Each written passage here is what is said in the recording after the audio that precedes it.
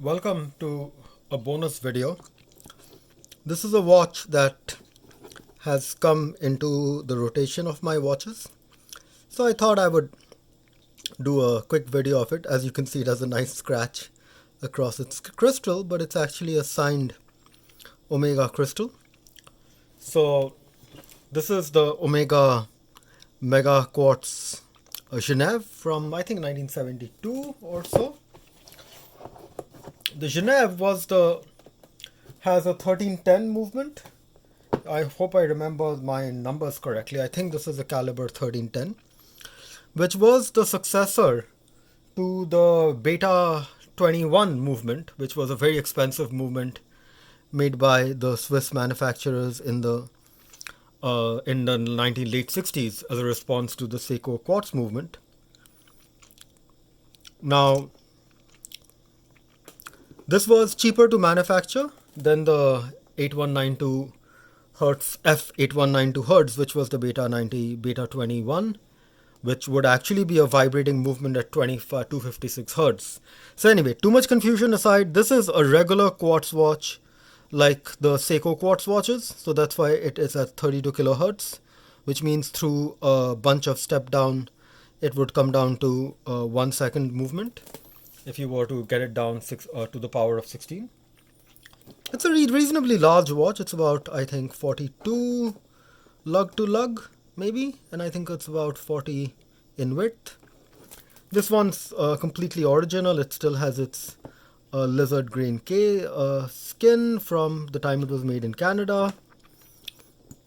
It works perfectly. The gold plating is completely intact, but it has been worn.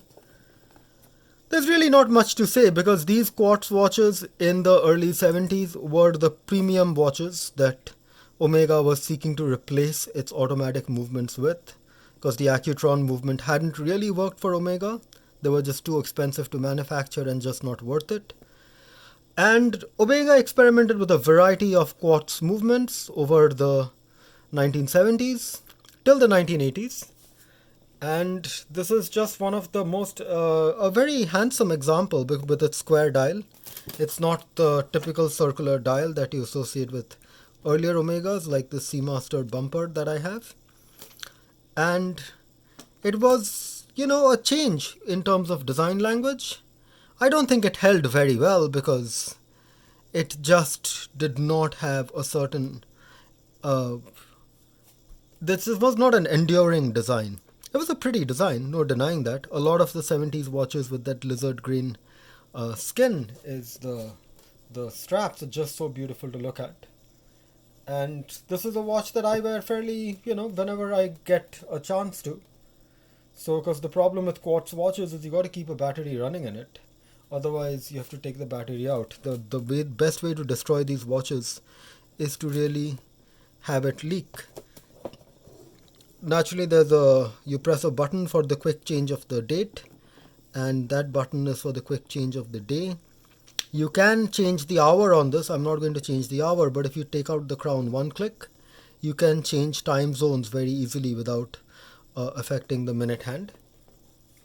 And these quartz watches the movements were very experimental in the early 70s.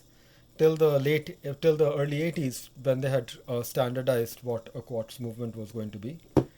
And that's it for today's review. Thank you for watching, and I will see you on another video. And please be sure to hit like and subscribe to my channel.